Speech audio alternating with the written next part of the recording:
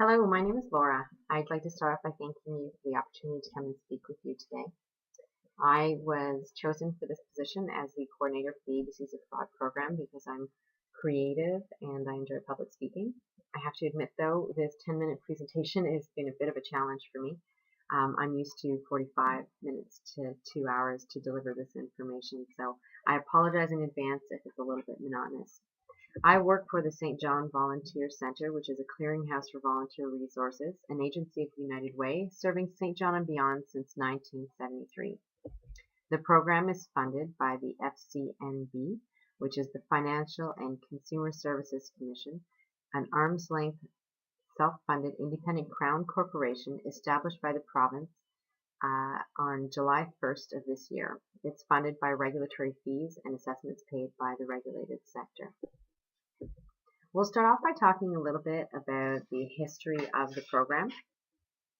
In 1996, the Volunteer Centre of Toronto created this innovative consumer fraud prevention program.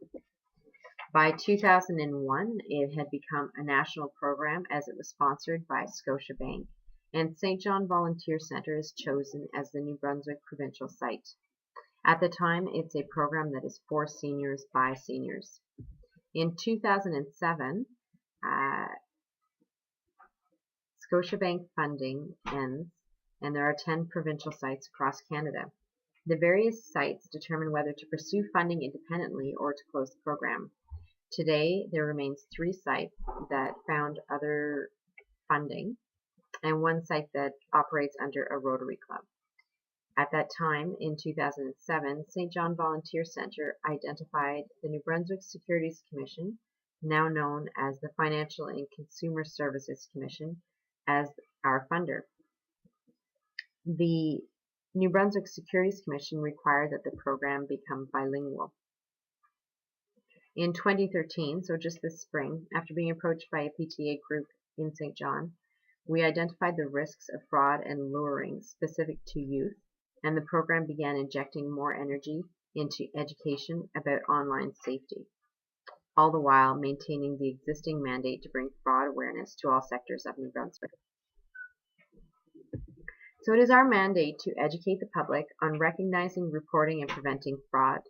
While some areas of fraud are on the decline, there are still other areas that are seeing an increase in victimization, making our efforts all the more warranted.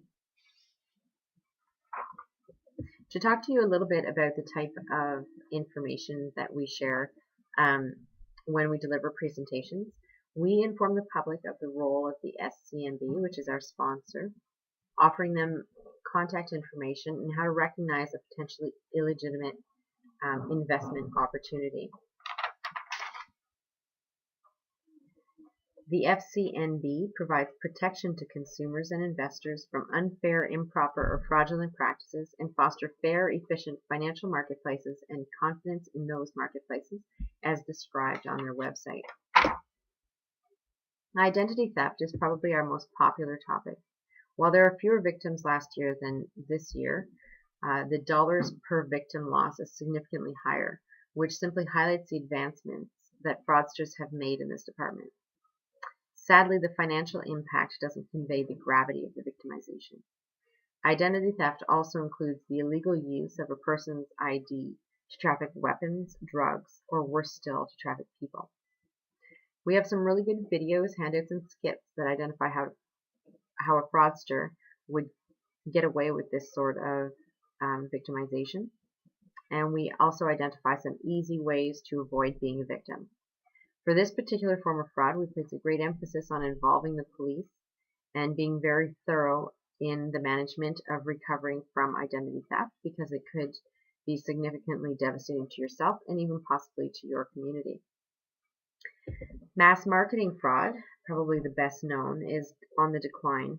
Nonetheless, 179 New Brunswickers this year, between January and August, lost an average of $1,677 each, and those are just the ones that are willing to report their victimization. Mass marketing fraud is defined as fraud committed via mass communication media using telephone, mail, and the internet. Provisions under the criminal regime of the Competition Act prohibit materially false or misleading representations made knowingly or recklessly, deceptive telemarketing, and deceptive prize notices as defined by the Competition Bureau of Canada. Surprisingly, however, most people think they are too smart to be duped, yet the people making up the majority of the victims are aged between 50 and 59 years old. A form of mass marketing fraud, similar to spamming and other online current forms of fraud, is telemarketing.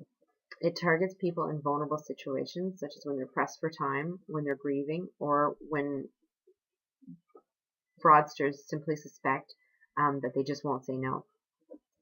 Fraudsters will go so far as to create a situation that elicits a feeling of vulnerability, like explaining that you've been defrauded, then proceed to retrieve personal information from you to defraud you. Counterfeit money is the domain of the Bank of Canada. So to address the situation, they have brought out the new $20 polymer bill, which I'm sure everyone has come across. And this month they're releasing also the $5 and the $10 bill in an effort to fight counterfeiting. As the ABCs of Fraud program, we receive a package detailing how to identify new bills and what to do if you come across counterfeit money from the Bank of Canada. So this is part of their plan to help decrease the money being lost nationally to fraud and to protect public at the same time. This brings us to mobile device security, which has been a part of the program since the beginning, but what has changed is the emphasis we're placing on educating youth. We think often that fraud concerns our financial welfare. However, there's more at stake than that, especially for youth. They are victims of online bullying, luring, and electronic tattooing, which is a form of self-victimization by oversharing personal information that remains publicly accessible for a longer term than they can perceive, that's outside their scope of understanding. So for instance, today they would post graphic pictures of themselves partying, and in the future, employers can potentially access this information. In cooperation with the Canadian Centre for Child Protection, through games, skits, and open discussion, we aim to reduce the number of extortions, frauds, and scams that occur through this form of media. So what we're hoping you will find is that this is a really fun way to practice your presentation skills. The program is run by two fabulous, talented, intelligent, and funny ladies who are part-time employees for the St. John Volunteer Centre. They do their best to market the program and reach communities across the province in both languages. It is their responsibility to find hosts, volunteers for the program. So the PowerPoint presentations we typically deliver are between 45 minutes and 2 hours long. And we offer these for interest groups, schools, and businesses. Typically a couple of presenters in the form of volunteers and possibly guest speakers from the public service, such as RCMP agents, will deliver the presentation accompanied by skits, videos, and handouts. The skits are typically delivered by the presenters themselves, but occasionally the participants will volunteer to do that. All of the information is provided by the ABC's program, and the skits offer a bit of a break from the monotony and some comic relief. The handouts are provided by a number of government organizations or government-supported organizations, are free of charge, and contain pertinent, comprehensive information. This allows the information to be further distributed, as we've found that participants take them home and share them with their community. Also, the handouts act as a reference in case in the future someone actually needs to contact any of the agencies that we mentioned during our presentation. We also receive videos from different organizations and magnets and comic books and other tools to help imprint the message into the minds of different participants. If delivering a presentation like this isn't quite up your alley, there is the opportunity to man a booth at an information fair, an expo, or a community wellness event. In these circumstances, it's just a matter of setting up a table with handouts and possibly even a laptop that's cycling through different videos or images that are pertinent to our cause, and answering a few questions and distributing information. We're also looking for people who enjoy maintaining a website. So this is a recent addition to the program, and it provides resources for those interested in preventing fraud, for victim of frauds, or for those interested in booking a presentation or becoming a volunteer. All of this wrapped up with fun. Whether you enjoy building websites, public speaking, or fundraising, there's a place for you on our team. We share many laughs and enjoy traveling to presentations together. We're a dynamic, outgoing group and very receptive bunch that are interested in bettering our province. So if helping your community, delivering presentations, working alongside security services, or working at a booth, or working on a website is the sort of thing that appeals to you, please do get in touch with us. We're also interested in people who have fundraising skills or grant writing abilities. Thank you for your time.